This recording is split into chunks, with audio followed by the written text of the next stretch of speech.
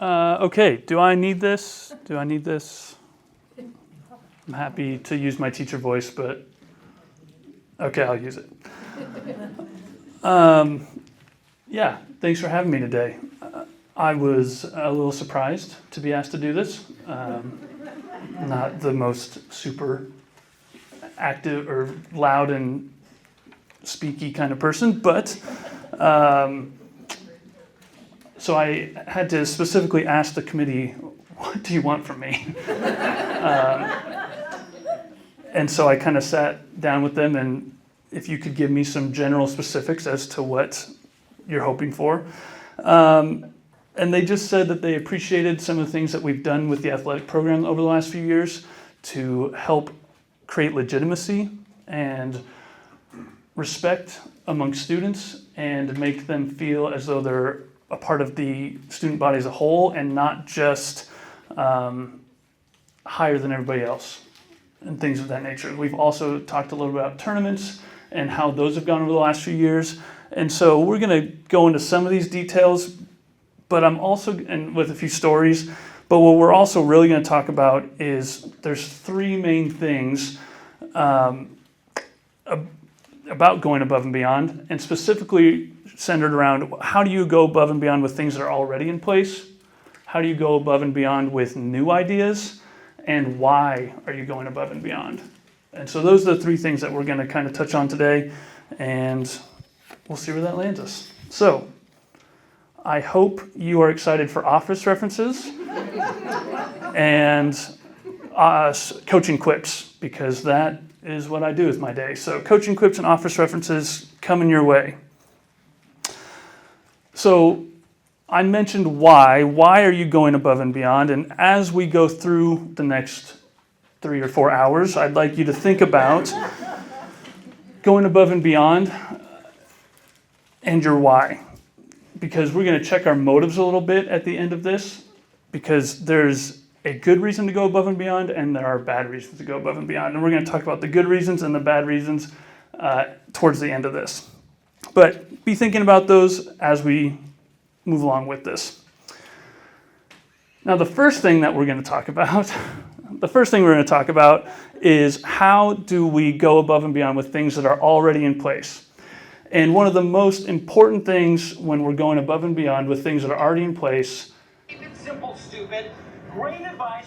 Hurts my feelings every time. we want to keep it simple, okay? Going above and beyond does not mean doing 100% more work. It doing 1% more work than what is expected or what is already being done. So not doing anything too crazy, keeping it simple, and we're going to give some examples of things that I've done and the things that my team have done over the last 3 years to see some success.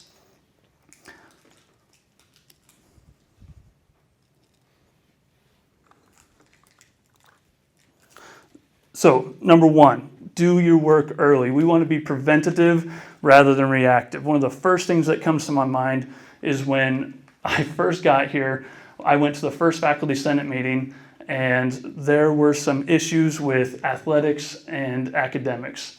And it became very evident that there was not a good relationship there. And so to build those relationships, what we did was we started becoming more communicative early and not letting the communication come to us. We wanted to be the communicators. We didn't want the communication to come to us. And so we were trying to be preventative rather than reactive in the way that we connected with our academic and faculty and groups of that nature. And then from there, we wanted to build relationships. And so I've sat down with lots of teachers, had lots of face-to-face conversations, and we've tried to find ways to find common ground, but it didn't just happen through these emails. We had to sit down and have actual relationships built. This is also something that we have to do with our players. Our players, we get on pretty good. We're not just, handing out high fives all day long, and we are getting after them, but it's hard to get after somebody if you don't know them. I can't sit here and get after somebody without really turning them off to me if I'm just yelling at them the whole time. So being ahead of the game there is important. Building those relationships is a huge foundation that you have to work from. The other thing is when we're changing things or tweaking things that are already in place is who needs to know what's about to happen?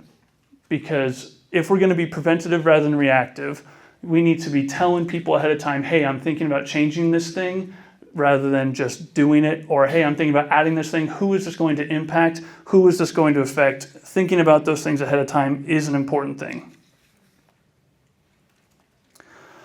So a good example this year is Stacy Stocks is a part of our tournament team.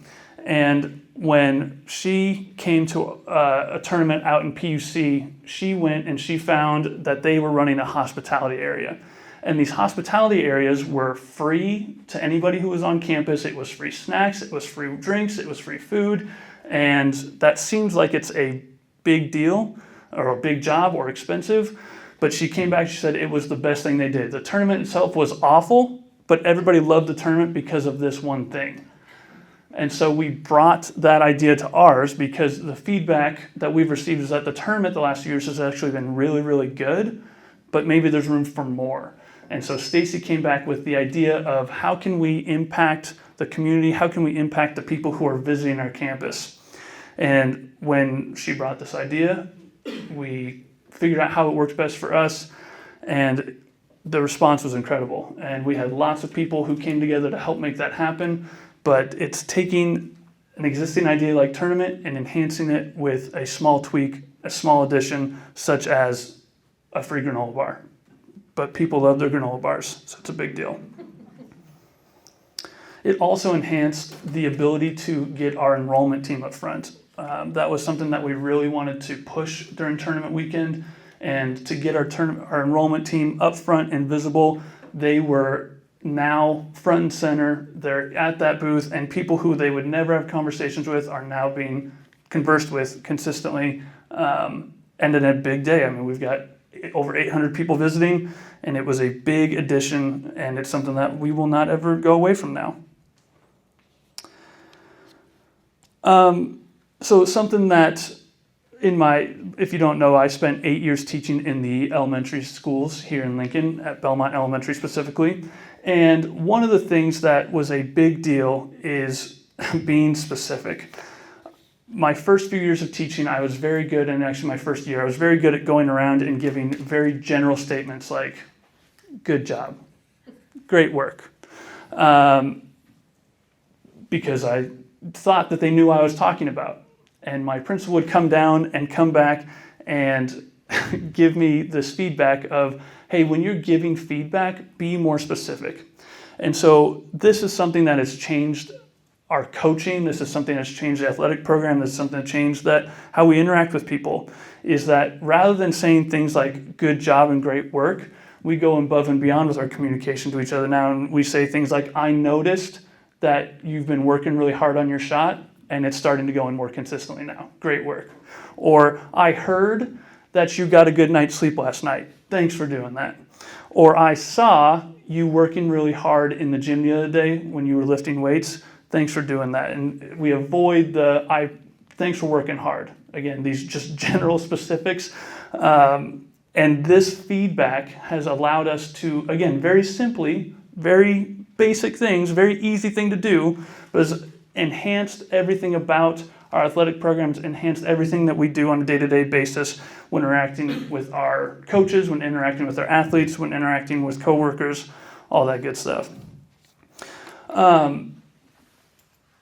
But there is room for feedback as well in there. Okay, it's not always just good things. We want to give feedback that is also productive. And so this is something else that I took from my time at Belmont. And many of you have probably heard the sandwich principle, where you take the slice of bread and it's a compliment, right? And then the middle is the meat of what you're actually trying to get at, and then you leave the second half of the sandwich, or the bottom half, as one more piece of praise. And that's how you might get something positive getting across to somebody who needs to hear something that might be hard to hear. But it's very easy to do the sandwich principle, but with the butts of the bread. And nobody wants to eat a sandwich with the butts of the bread. And so the way you go about this instead is, hey, you've been working really hard, but I want you to work on this thing now. We've been going about it differently, where we say things like, Chris, I really appreciate you getting extra work in the gym. Now I want you to work on your leadership skills. Now I want you to work on this. And so it's not a but that all they're hearing is the criticism. They're hearing action steps as to what you want them to do next. They're hearing what they can do better, but it's not coming across as, I'm just giving you this stuff to make it feel better. It's genuine, hey, I really appreciate about this, you. Now I want you to work on this. You've mastered this piece of it. Go work on this next piece now.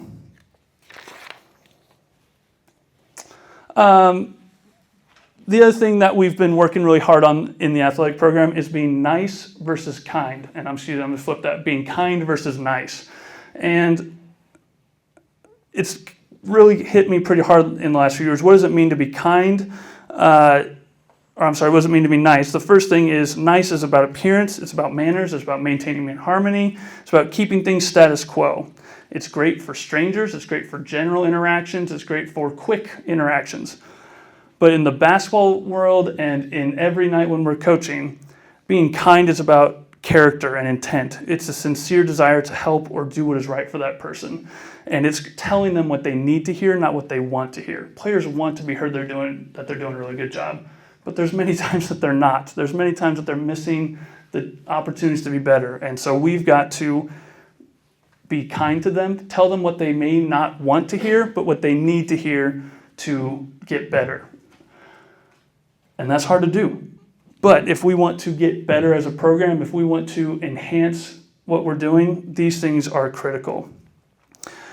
I'll give an example. So we had two players, Dan Sett and Garrett Fortney. And Dan Sett and Garrett Fortney were on the verge of fighting each other every single night in practice. But then after practice, they would leave practice and they were just like best buds. And you come to find out they're being kind to each other every practice because they're trying to make each other better, right? And so they're pushing each other's buttons, they're forcing each other to make mistakes, and then afterwards they've learned from that practice and they go afterwards, they say, hey, thanks for making me better today. They were being kind to each other, they were not being nice, and I cannot repeat some of the things they said to each other, so.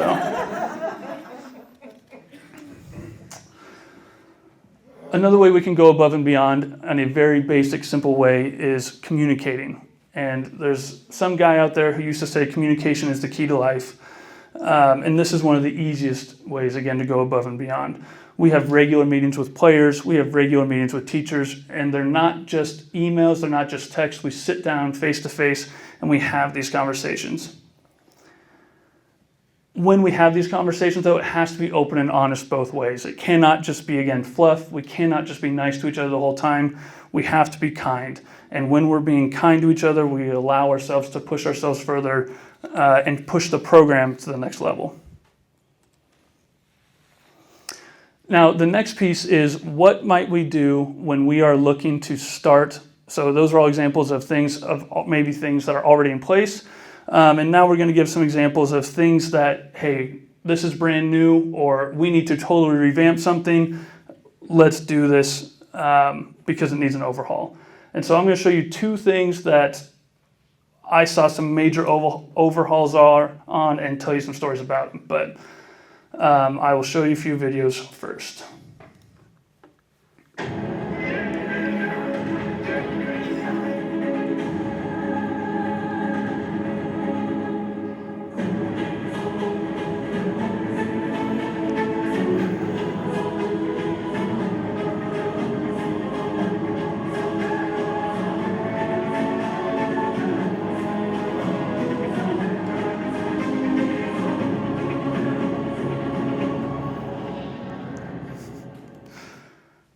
So if you've ever worked at camp, teen camp is one of the hardest weeks of the entire summer because those kids don't want to be there. Their parents are forcing them to go away for a week and they're too cool for camp. They don't want to be there.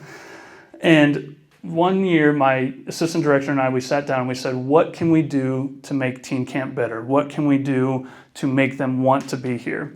And we came up with this idea of we need to create a large community event that will be unforgettable. And during that time, we created what we ended up calling a slop trot, which is one of those awful mud runs that you get disgusting and smelly. You had to eat pudding out of diapers, you had to eat a banana through a pantyhose, you had to slip and slide into mud pits, you had to crawl through some just awful stuff. But it was something that we hyped up all week long, and the kids really took to it. We're going to talk more about that here in a second. And then we'll talk about it now. So the thing with slop trot is nobody wanted to do it. Nobody, including myself. We set that thing up for probably 3 weeks, and nobody wanted to. If you've ever been to Glacier View Ranch, the lake there is infested with leeches. Nobody wants to crawl through that. Nobody wants to eat pudding out of diapers. Nobody wants to eat a banana through a pantyhose. But we hyped it up. We made it sound legit. We won people over, and we said, this is going to be a fun thing. You won't want to miss it. And in that time, we ended up creating this event that created a lot of memories for a lot of kids. And we spent a lot of time and energy going above and beyond to make that thing happen. And it was something that will never be forgotten for those kids, which is cool. The next thing that I want to talk about is Adventist Hoops. And if you don't know what this is a guy who went to PUC, and he is been running an Instagram page for 3.5 years now that revolves around Adventist basketball. And all he's trying to do is highlight Adventist kids and their talents. And he does it for free. He doesn't do it for anything else. And just last year, he started and created the first ever Adventist Hoop All-Star event, and it brought the top Adventist players from the country into one place. And I have never seen anybody ever go more above and beyond than Dustin. And I'm going to show you this video and talk a little bit more about what I experienced this weekend.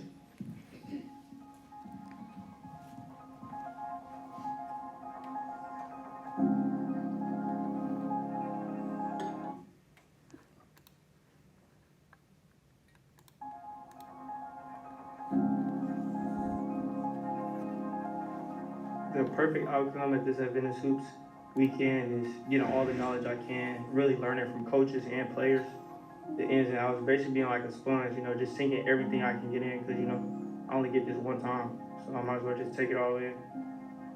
I just want to, impress them, yes, but still also develop my game while I'm here. So not only thinking about, okay, offer, but also how am I adapting to the people guarding me? How am I playing around the people that are guarding me and who I'm guarding? Being one of the people that's the first group that's able to come here and start the event, I wanna just make it big, make it so that people can see that this is gonna be a fun event when they can come in the future. Welcome everybody to Loma Linda, California, and Loma Linda Academy, the high school gym here for what should be an exciting and historic first ever National Seventh-day Adventist High School Basketball All-Star Games. I'm Dustin Comm alongside Matthew Jacobson.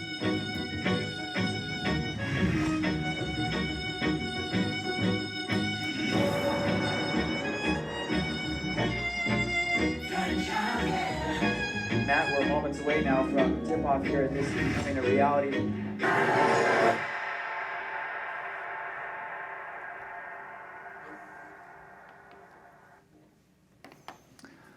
So Dustin created this incredible event where all these kids came together. We ended up doing an all-star game. We ended up doing camps.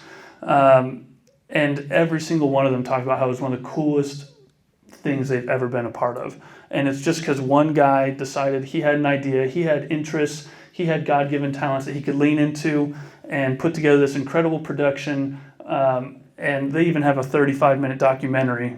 This is just a trailer for it. So if you're ever, looking for something to do, you can go watch that. But the way that he went about it, though, created an experience of a lifetime. And so when you're creating something new and you want to go above and beyond, you want to lean into your interests. What is it that you're passionate about? What is it what talents do you have? What God-given interests do you have? lean into those things. And then find people who also have God-given talents and God-given interests to help cover the things that you maybe aren't as good at, and then find ways to collaborate. That has been my number one goal here, is to be able to collaborate with each and every one of you on different ways to push athletics, because I'm a one-man department and I cannot do it by myself. I have to lean in to everybody else's talents, and we have to find ways to collaborate. And that's what Dustin did. He found lots of people and talents and things on our things across the nation, people who said, yes, I'm willing to help with this. Here's how I can help. The other thing we can do is we can make it feel legit. So when I took over the basketball program 8 years ago, one thing that I really was passionate about was turning practice into a time that felt like it was legit, that felt like we were really working hard for something. And just the last couple of years, I've also started using these kinds of spreadsheets to start scouting and put together practice plans and all sorts of these things. And so these are things that we'll sit down at the beginning of practice every day and we'll go through this. And each of these timestamps are clips from the film above, and the clips might be from practice, the clips might be from our opponent, the clips might be things that we want to work on, and we're giving specific details, specific feedback on what it is that we are going to do today to be ready for our next game. And it makes it feel like we're doing a legit thing. Now, going above and beyond is not easy. Making it feel legit takes a lot of time. It takes a lot of time. You'll notice this is a 1 hour 12 timestamp. This is something we do as coaches every day. We watch multiple games, multiple film, multiple practices, and we're trying to get better so that we can then give ideas on how we're going to guard individuals, how we're going to guard teams, and game plan for that next game. But before, we were just walking into games hoping. Now we're walking into games with a plan. It makes it feel legit what we're doing. The other thing that we're going to do is we're going to win people over, and this is something I mentioned earlier. We want to win people over by doing things with them. We're going to come alongside them, and so early morning conditioning, basketball, we get up at 6 a.m. and we run and run and run, but we're not going to ask the players to do that by themselves. We get up there and we're there with them. I may not run everything, but we're there with them. We also are asking them to get into the weight room more, and we are there lifting weights with them. We are in the trenches with them. And we show that we believe in the things that we're doing, and if you believe in what you're doing, they will also believe in the things that you're asking them to do. Now, the third piece of this is there is risk of doing things above and beyond, and it's important to know that things could go poorly. I'll give a couple examples. So, number one, I had a kid that I worked with at Belmont named Arion. And Arion was a little rascally, and he could not stay in his own classroom long at all. And one thing that he really liked, though, was PE. And so he would come and meet with me after every single day, and he had a goal chart where he was trying to reach 80% or higher on his day. And throughout that year, we saw some progress, but not really much on his behavior, the way he interacted with people. And we would try to give him skills, we would try to give him resources, we would try to give him all sorts of things. And then we kind of sent him off to fourth grade the next year, and we just kind of hoped. Well, come to find out, he was in one of my best friend's classes. He was at a different school now, but he was in one of my best friend's classes. And I'd get regular updates on him. Not doing well. And so that can be a risk where you're spending extra time with people, you're spending lots of time building relationships. You might even plan something that is massive and big and it does not work. And so how do we bounce back from that? This is something I say to my players all the time. How do you react when things don't go your way? The best players in the world shoot 40% from the three-point line. You go to Union Adventist University, you're going to miss some shots, okay? When that happens, are you shutting down and are you giving up? Are you hanging your head? Are you going to overthink it? And what we've been working on the last few years is the metanoia.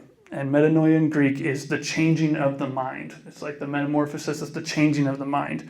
We're going to change the way we see things. You aren't failing or succeeding. We're not going to be results based. We're going to be process based. You're learning after each thing. Because if you're only as good as you're missing your makes, then every possession is going to be a roller coaster ride.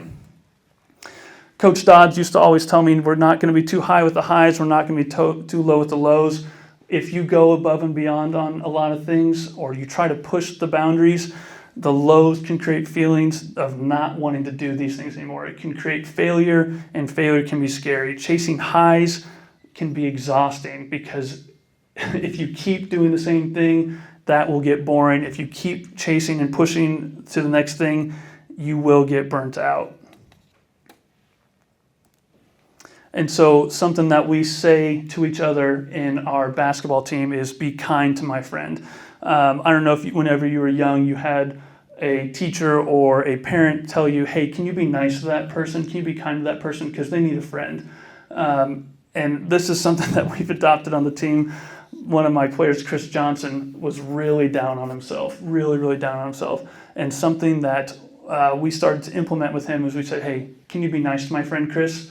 And so we're just encouraging one another. We want to be kind to ourselves, and not just focus on mistakes or wins. We want to focus on the process, and then continue to push the limits from the processes. And then finally, we come to what is it that we're built on. So we come back to the why now. And the why is, for me, is that if you are built on success and if you're built on failure, because that's what feels good or that's what feels bad, those things will not last. And so we do this because we care about people. We do this because we want to see things be better, but we don't do it for ourselves. We don't do it to feel the highs or the lows of the situation. And in Matthew 7:24-27, it talks about the wise man who builds his house on the rock and the foolish man who builds his house on the sand. And what I take from that is that when we are building ourselves up on other people's praise of us, when we're building ourselves up on wins and losses, we will fail. And we will eventually be only as good or as bad as those things are. But if we're building ourselves on the rock, which is Jesus, then we will be consistent through it all. We won't be too high with the highs. We won't be too low with the lows. And we can stay consistent and continue to push those things, not because we're chasing that feeling, but because we genuinely care about the people around us and we genuinely care about the thing we're focused on. That's what I got. Thank you all for coming.